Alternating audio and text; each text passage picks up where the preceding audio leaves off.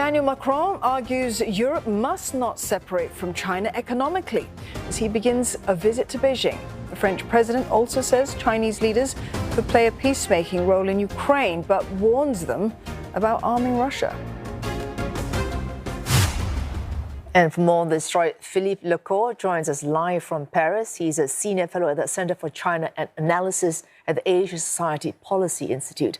Mr. Lecourt, Mr. Macron, and I quote you here, indulging in his favorite but risky role as mediator, as China very eager to re-engage diplomatically between these two. Let's leave aside Ms. von der Leyen for the moment. Is there not space between Mr. Macron and Mr. Xi for some kind of positive, concrete agreement? Well, I think, obviously this is the first trip that he's making as president since 2019. A lot of things have changed. Among them, the sort of poor diplomatic relations between the West and China, and of course the war in Ukraine. I think what's important for the Chinese leaders to understand is that on a daily basis, Europeans are watching this war unfolding in Ukraine. So it's not business as usual.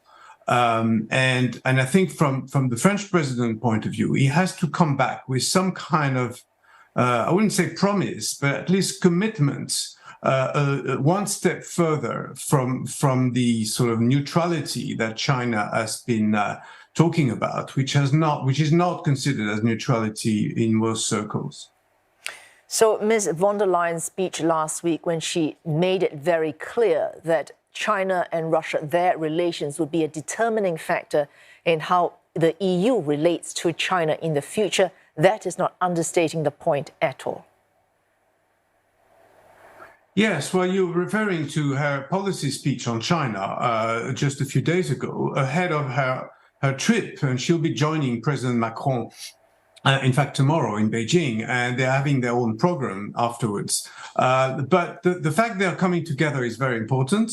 First of all, because it's an EU position on China. China is now seen as a very assertive power, but also, as a great power. And I think the EU is keen to accept that fact. At the same time, there are a number of issues between China and Europe. One of them is Ukraine. Another one is perhaps the market discrepancies between the EU and China. As you know, there are many trade issues and investment issues. And in fact, Mrs. von der Leyen has been calling for more defensive tools from an EU point of view against this assertiveness. And she mentioned, state subsidies. She mentioned coercion, anti-coercion instruments. So that's why I was saying, things have changed between China and the EU. And what I'm struck by is all the comments this week in European media stating the obvious, that China has become a systemic rival to Europe, and and the partnership, if there is one, has to be assessed, on a case-by-case basis. China perhaps realizing that, of course, ahead of this, the Chinese ambassador to the EU, so that's Mr. Fu Cong, suggested publicly and privately that one way forward would be if China was prepared to unilaterally lift sanctions on European parliamentarians, and then the EU could then go ahead and ratify this big stalled investment treaty, the CAI, and then perhaps there would be some positive outcome from this visit of Ms. von der Leyen and Ms. von der Leyen and Mr. Macron. Is that likely? Yes, I don't think things will be sorted during this week, I'm afraid.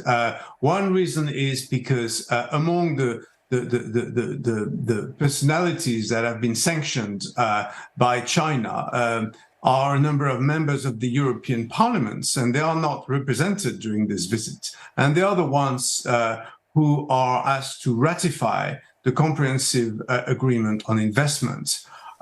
So, it's possible that they will discuss this issue, hard to get back to the negotiating table. But what I'm worried about is, some of the reasons why the deal is now frozen have not really changed.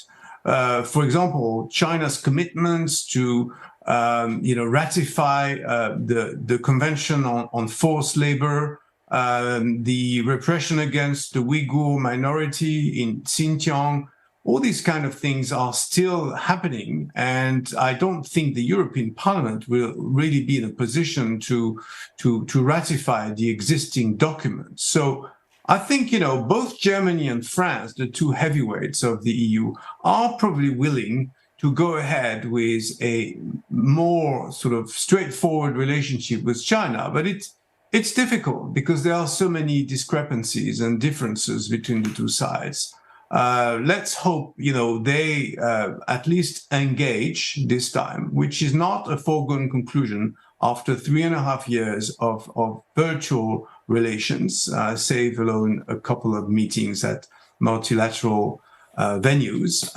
And this will be followed by more visits and more exchanges, which are utterly necessary. All right, thanks for that. Philippe Lecourt speaking live to us there from Paris.